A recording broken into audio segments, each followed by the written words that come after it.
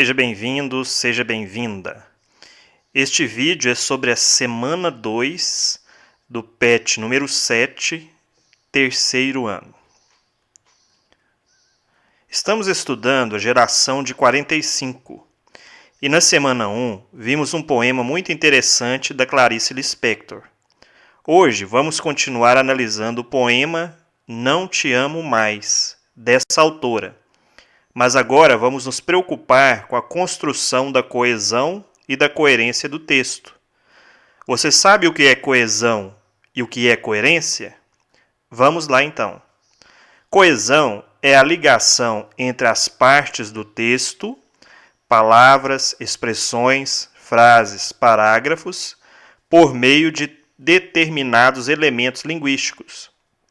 Com ela, fica mais fácil ler e compreender um texto. A coesão é construída por meio de preposições, como exemplo de, com, para, em, a, perante, após, até, conjunções, que podem ser logo, porque, entretanto, mas, que, advérbios, que podem ser de intensidade, de tempo, de negação, como exemplo, mais, nunca, frequentemente, locuções adverbiais e outros elementos gramaticais. Já a coerência é a relação semântica que se estabelece entre as diversas partes do texto, criando uma unidade de sentido. Está ligada ao entendimento, a possibilidade de interpretação daquilo que se ouve ou lê. Enquanto a coesão está para os elementos conectores, os elementos conectores de ideias no texto, a coerência está para a harmonia interna do texto, o sentido. Depois dessa orientação, releia o poema. É o que se pede aqui no início da atividade. Depois da releitura, a atividade número 1 pede para localizar no texto os elementos de coesão. Aquelas palavras que ligam palavras que ligam expressões, frases e parágrafos. Então vamos lá. Primeiro, vamos marcar as conjunções. As conjunções são palavras que ligam orações. Aqui na segunda e na terceira linha do texto, temos um período ligado pela conjunção que.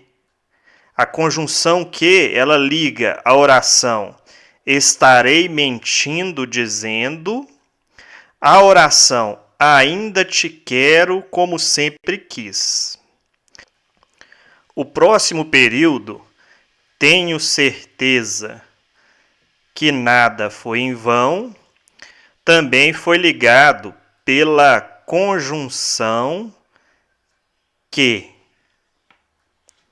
Tenho certeza é a oração principal e nada foi em vão a oração subordinada. Então, novamente, a conjunção que está ligando as duas orações. Depois, na sequência, a conjunção que aparece novamente, liga as orações sinto dentro de mim, a oração você não significa nada. O próximo período, também, a oração não poderia dizer jamais, aparece a conjunção que novamente, ligando a oração alimento um grande amor. Então, a conjunção que faz essa ligação, essa coesão entre as duas orações.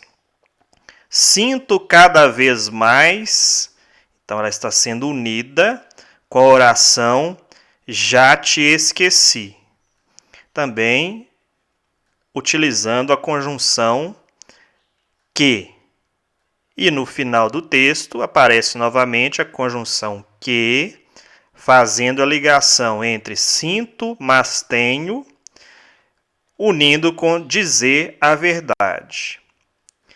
Além da conjunção que, aparece a conjunção e, né, o que está ligando esta parte do texto com a segunda parte do texto. Além dessa conjunção, ainda aparece a conjunção mas, que faz a ligação entre estas duas orações. Agora vamos às preposições, que, diferentemente das conjunções, não ligam orações, parágrafos e expressões. Elas servem para ligar palavras. Então, vamos marcar aqui de verde as preposições. Então, aqui aparece a preposição em, que liga estes dois verbos. A preposição de, que vai fazer a ligação entre a palavra dentro e a palavra mim. Então, a preposição, as preposições, elas vão ligar palavras, não orações. E, por fim, aparecem os advérbios. Sempre, o advérbio mais, o advérbio jamais, e aqui repete o advérbio mais outra vez. E aqui no último verso, tarde demais. Então, são os advérbios que aparecem no texto. Agora vamos para a questão número 2, que vai nos pedir o seguinte. Qual a diferença de sentido entre as palavras mas e mais no texto? O uso incorreto dessas palavras pode atingir a construção de sentidos no texto? Justifique sua resposta. Então, eu coloquei que, caso ocorra a troca, o sentido ficará alterado. A palavra mas, ela é uma conjunção que vai estabelecer ideias contrárias, e a palavra mais é um advérbio e vai indicar quantidade. Então, se trocar de lugar, substituir uma pela outra, vai alterar o sentido do texto, o sentido da expressão. A próxima questão é a questão número 3. Com a leitura feita de baixo para cima, a coesão e a coerência do texto foram afetadas? Justifique sua resposta. Nem a coesão nem a coerência foram prejudicadas na inversão do texto. Da maneira como o autor utilizou os elementos coesivos, o texto continua coeso e coerente. Tanto faz ele ser lido da forma habitual, de cima para baixo, como de baixo para cima. A coesão e a coerência são elementos essenciais para a produção de um texto. Por isso, devemos estar atentos para que as duas sempre façam parte das redações. Eu fico por aqui. Não se esqueça de inscrever no canal. Desejo a você sucesso nos estudos. Até o próximo vídeo e tchau!